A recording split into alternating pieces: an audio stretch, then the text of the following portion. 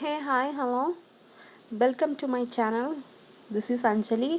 நம்ம NIOSக்கு English and ஹிஸ்ட்ரியோட Tamil translation பார்த்துட்ருக்கோம். அதில் வந்து நம்ம ஹிஸ்ட்ரியோட லெசன் 1 ஆல்ரெடி அப்லோட் பண்ணிட்டோம். இன்றைக்கி நம்ம லெசன் 2 பார்க்க போகிறோம். லெசன் 1 ரொம்ப ஷார்ட்டாக இருந்துச்சு, ஈஸியாக உங்களுக்கு புரிஞ்சிருக்கும்னு நினைக்கிறேன். லெசன் 2ல் வந்து கொஞ்சம் நம்ம படிக்க வேண்டியது வரும். அண்ட் இது நான் வந்து உங்கள் லேர்னர்ஸ் கைட்லேருந்து தான் எடுத்து NIOSக்கு அஃபிஷியல் லேர்னர்ஸ் கைடத்தில் தான் நான் ட்ரான்ஸ்லேட் பண்ணி போடுறேன். ஸோ நீங்கள் இது மட்டுமே ஃபோக்கஸ் பண்ணி படித்தாலே உங்களுக்கு மார்க் ஸ்கோர் பண்ண முடியும். இங்கிலீஷ் ஸ்டூடெண்ட்ஸ் யாராவது இருந்தீங்கன்னா இதை வீடியோவில் இருக்கிறத அப்படியே காப்பி பண்ணிக்கோங்க. தமிழ் ஸ்டூடெண்ட்ஸ்க்கு வந்து நான் ட்ரான்ஸ்லேஷன் போடுறேன். இப்போது அதில் ஒரு சம்மரி கொடுத்துருக்காங்கல்ல, அதை நான் ரீட் பண்ணுறேன். மக்களின் வரலாறு அவர்கள் வாழும் புவியியல் மற்றும் சுற்றுச்சூழலால் பெரிதும் காட்டப்படுகிறது. கன்ஃபார்மாக அப்படி தானே, மனுஷனோட லைஃப் வந்து நம்ம எப்படி இது பண்ணுறோம், அவங்களோட புவியியல் வச்சும் சுற்றுச்சூழலை வச்சு தான் சொல்லப்படுது. இவை மக்கள் தொகை பரவல், உணவு முறைகள், மனித நடத்தை மற்றும் உணவு பழக்க வழக்கங்கள் ஆகியவற்றால் தீர்மானிக்கப்படுகிறது. அஃப்கோர்ஸ் இதெல்லாம் வச்சு தான் நம்மளோட ஹிஸ்ட்ரி, அவங்க என்னென்ன ஃபுட் சாப்பிட்டாங்க, அவங்க என்னென்ன மாதிரி இருந்தாங்க, இதெல்லாம் பேஸ்டாக வச்சா நம்ம ஹிஸ்ட்ரி வந்து கண்டுபிடிக்கிறோம். அவங்களோட கலாச்சாரம் எப்படி இருந்துச்சு அதெல்லாம் வச்சு தான். ஸோ நம்ம இதில் என்ன பார்க்க போகிறோன்னா, அவங்களுக்கு அந்த சம்மந்தமான ஜியோகிராஃபிக்கல் அந்த மாதிரி கல்ச்சர்ஸு, ஜியோகிராஃபிக்கல் செட்டிங் எப்படி இருந்துச்சுங்கிறத இந்த லெசனில் பார்க்க போகிறோம். சரி, பார்க்கலாமா? அங்கே பாருங்கள், ஃபர்ஸ்ட் ஆஃப் நமக்கு ஒரு கொடுத்துருக்காங்க பாருங்க. இமயமலை, வட இந்தியாவின் நதி சமவெளிகள், தீபகற்ப இந்தியா. இது நீங்கள் பொறுத்த வரைக்கும் ஏன் இந்த ஒரு 3 இதுஸாக கொடுத்துருக்காங்கன்னா, அதுக்கு மேலே ஒரு காலம் பேஸ்ட் ஆன் ஜியோகிராஃபிக்கலில் வந்து என்னெல்லாம் வந்து பேஸ்ட் அதை டிவைட் பண்ணியிருக்காங்கன்னு பாருங்கள். 3 வந்து அதோட ரிலீஜன்ஸை வந்து மெயினாக 3 டிவைட் பண்ணியிருக்காங்க. ஜியோகிராஃபிக்கலோட மெயின் ரிலீஜன்ஸாக வந்து 3 டிவைட் பண்ணியிருக்காங்க. அதெல்லாம் வந்து தான் Himalaya, the river plain with north India, அதுக்கப்புறம் வந்து தீபகற்ப இந்தியா. இந்த 3 அந்த காலத்தில் உள்ள 3 தமிழ் என்னென்னா, இமயமலை ஃபர்ஸ்ட் ஒன், செகண்ட் ஒன் வந்து வட இந்தியாவின் நதி சமவெளிகள், 3வது வந்து தீபகற்ப இந்தியா. ஓகேவா? நெக்ஸ்ட் வந்து பாருங்கள், அந்த காலத்தில் the river plains of north India, அதை பற்றி கொஞ்சம் டீட்டெயிலாக பார்த்தோன்னா 2 பாயிண்ட்ஸ் கொடுத்துருக்காங்க. ஃபர்ஸ்ட் பாயிண்டில் என்ன சொல்கிறாங்கன்னா, இமயமலை வந்து இந்தியாவிற்கு சிந்துவின் ஆதிக்கத்தில் உள்ள 3 நதி அமைப்புகளில் வழங்குகிறது. ஓகேவா? இமயமலை வந்து இந்தியாவில் வந்து சிந்துவின் ஆதிக்கத்தில், சிந்து நதி இருக்குல்ல அதோட ஆதிக்கம்னா அதை பேஸாக கொண்டு 3 நதி வந்து அமைஞ்சிருக்கு நம்மளோட இந்தியாவில். கங்கை சமவெளி 3 துணை பகுதிகளாக பிரிக்கப்பட்டுள்ளன. நம்மளோட கங்கை சமவெளி வந்து 3 பகுதிகளாக பிரிக்கப்பட்டிருக்கு அப்படிங்கிறாங்க.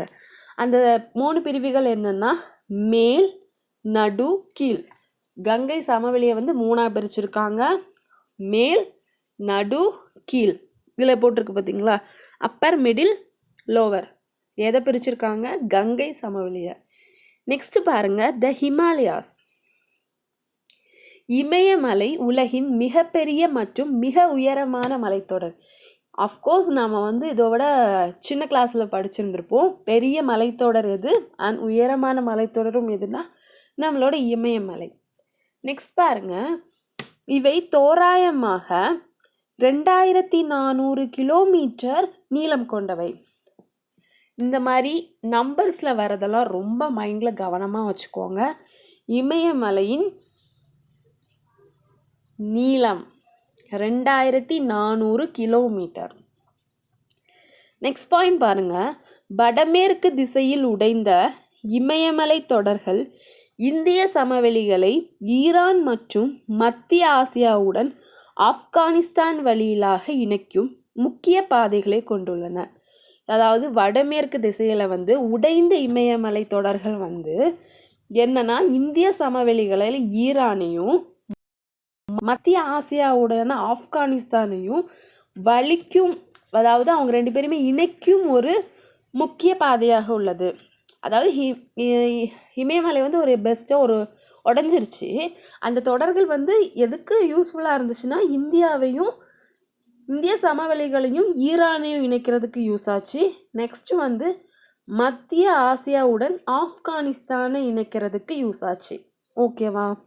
ஹிமாலயாஸ் புரிஞ்சிருச்சா? நெக்ஸ்ட் என்னன்னு பாருங்க, தீபகற்ப இந்தியா. தீபகற்ப இந்தியாவின் தக்கான பீடபூமி மற்றும் தென்னிந்தியாவின் கடலோர சமவெளிகள் அடங்கும். தீபகற்ப இந்தியாவில் வந்து என்னெல்லாம் வரும்னா தக்கான பீடபூமியும், இந்தியாவில் வந்து தக்கான பீடபூமி, தென்னிந்தியாவில் வந்து கடலோர சமவெளிகள், இது ரெண்டையும் தான் நம்ம தீபகற்ப பூமிகள் என்கிறோம். இது மகாராஷ்டிரா, ஆந்திர பிரதேசம், கர்நாடகா என 3 பெரிய பகுதிகளாக பிரிக்கப்பட்டுள்ளன. நம்மளோட தீபகற்ப இந்தியா வந்து 3ஆக பிரிச்சிருக்காங்க. ஃபர்ஸ்ட் ஒன் வந்து மகாராஷ்டிரா, செகண்ட் ஒன் வந்து ஆந்திர பிரதேசம், 3ஆவது வந்து கர்நாடகா. ஓகேவா? கிளியர் ஆயிடுச்சா? நெக்ஸ்ட் பாருங்க,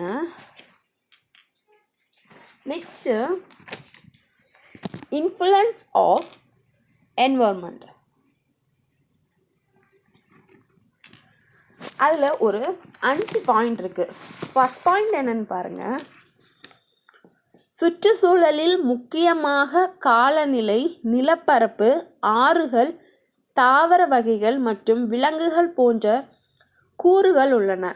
ஓகேவா? ஃபர்ஸ்ட் பாயிண்ட் என்ன சொல்லியிருக்காங்கன்னா, சுற்றுச்சூழலில் வந்து முக்கியமாக என்னெல்லாம் இருக்குன்னா காலநிலை, கிளைமேட், நிலப்பரப்பு, ஆறுகள், தாவர வகைகள், விலங்குகள் தான் மெயினாக வந்து நம்மளோட சுற்றுச்சூழல் அதிகமாக இருக்குது. இதான் ஃபர்ஸ்ட் பாயிண்ட். செகண்ட் பாயிண்ட் பாருங்கள்,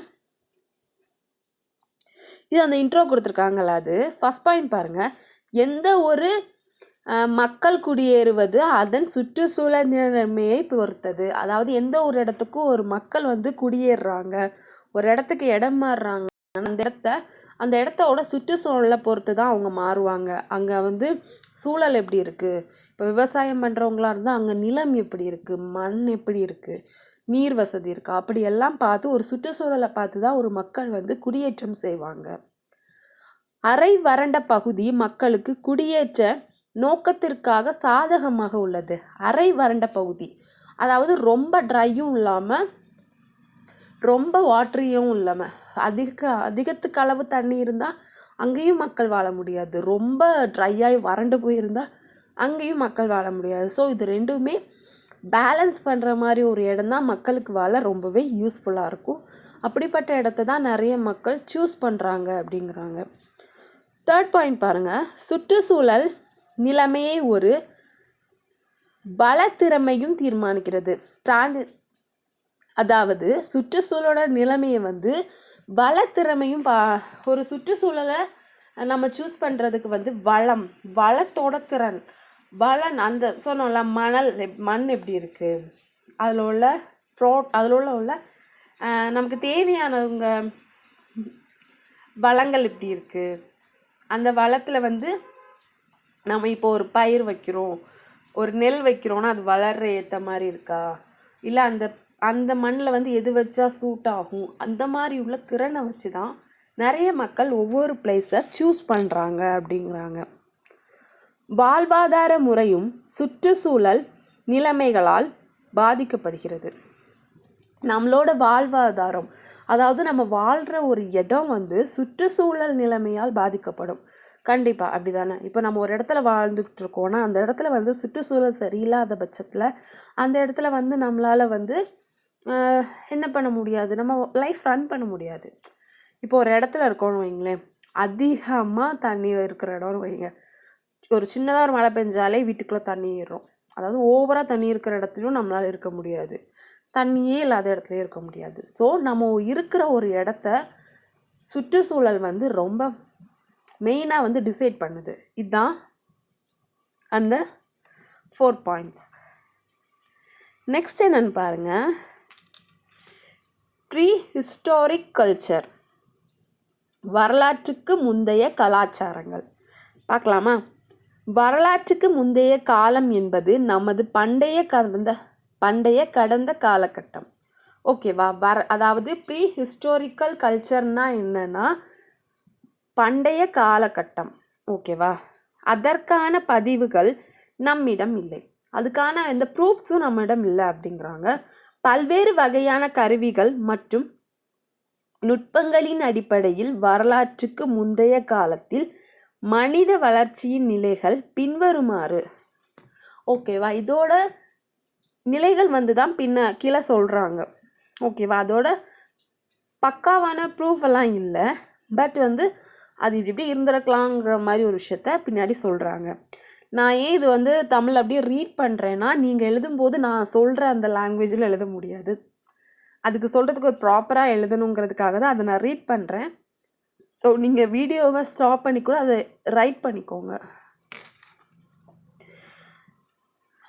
அதில் 2 டிவைட் பண்ணியிருக்காங்க பாருங்கள்.